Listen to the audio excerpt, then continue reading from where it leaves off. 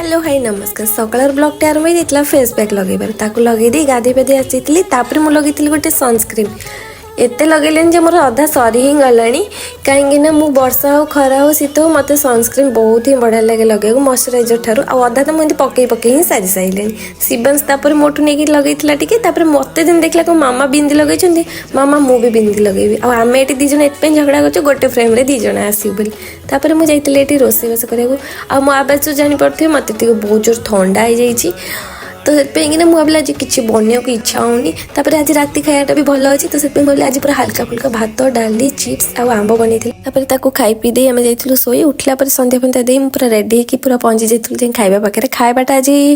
माने मागणा थिला पैसा दिया नाला कहीं फ्रेंड थिला बर्थडे तो सी आमको इनवाइट करते डिनर लगी तो से जाइलु कहना देह मुंड खराब इच्छा होनी काम कर तो आज एमती बिलेई कपाल को शिका छिड़ा।